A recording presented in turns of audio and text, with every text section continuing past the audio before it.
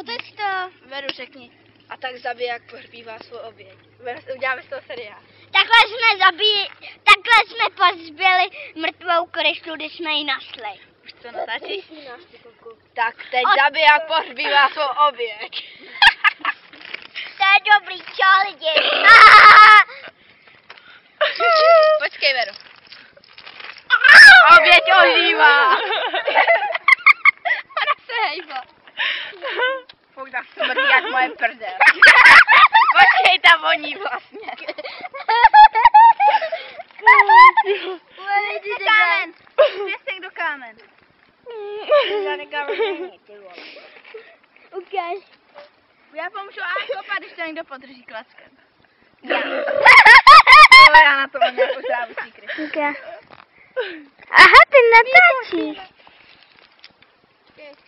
Můžu? Vejde se tam. Ne. Ale když se stočí. Tak nasypeme ji tam nebo ji tam dáme to Miguelťák. Ne, normálně ji tam dáme. Jo. Tvoj.